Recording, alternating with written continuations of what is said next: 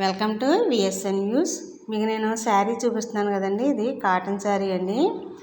ఇప్పుడు అంచులు ఎలా కట్ చేసుకోవాలో అనేది మీకు నేను చూపిస్తాను. ఎందుకంటే కొత్తగా నేర్చుకునే వారికి మనం కట్ చేసేటప్పుడు వంకరగా వచ్చేస్తుంది, స్ట్రైట్గా అనేది రాదు. అలా స్ట్రైట్గా రావాలి, ఎలా కట్ చేయాలనేది మీకు చూపిస్తాను. చూడండి, నేను ఎలా పెట్టాను చూడండి. ఇటు చివర అటు చివర గట్టిగా పట్టుకుంటే మధ్యలో స్ట్రైట్ అనేది వచ్చేస్తుంది. స్ట్రైట్ వచ్చేస్తే మనం గోరుతో అనేది కొంచెం గట్టిగా గీరామంటే ఆనమాల పడిపోద్దండి. ఆనమాల ప్రకారంగా కట్ చేసేసుకోవాలి. చూసారా ఎంత స్ట్రైట్గా వచ్చిందో.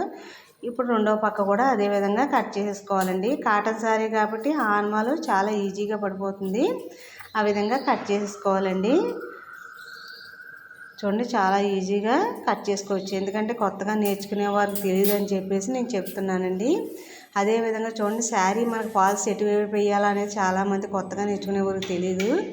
మనం శారీ కట్టుకుంటాం కదండి, అలాగా మనం ఎలా అయితే కట్టుకుంటామో అలాగ పెట్టి చూసుకోవాలండి. చూసుకుంటే అప్పుడు చూసుకుని మనం ఆనమాలు అనేది పెట్టేసుకోవాలి. కొత్తగా నేర్చుకునేవారు అలా పెట్టేసుకుంటే మనకి గుర్తుంటుందండి.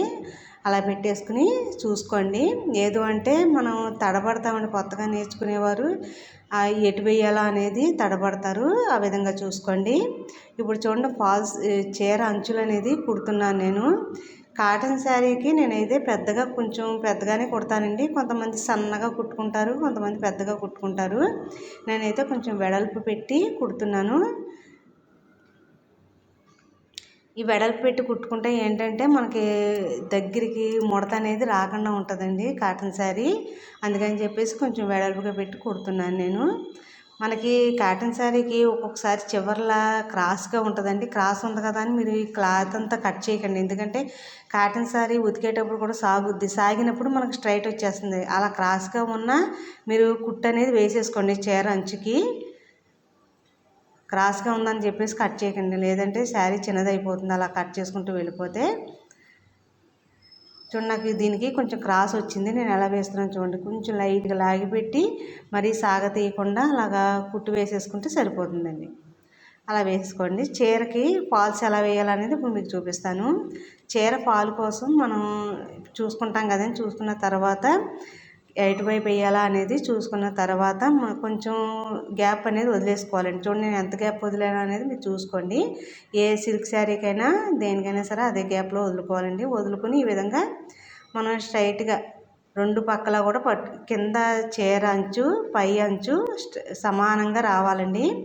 మనం అలా రావాలి అంటే మనం కొంచెం గ్యాప్ పెట్టుకుని ఒక చేత్తో మధ్యలో పట్టుకోవాలండి. పట్టుకుంటే కనుక మనకి వంకర టింకర అనేది రాదు, స్ట్రైట్గా వచ్చేస్తుంది. కొత్తగా నేర్చుకునేవారు ఆ విధంగా మొత్తం కింద అంచంతా కుట్టేసుకోవాలండి.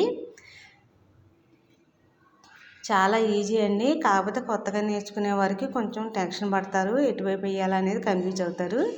అందుకోసం అని చెప్పేసి నేను ఎంత వివరంగా చెప్తున్నాను. చూడండి, నేను కుట్టేటప్పుడు మీకు మిస్ అయిందండి క్లిప్పు. అందుకని చెప్పేసి ఎలా పట్టుకోవాలనేది మీకు ఈ వీడియోలో చూపిస్తున్నాను.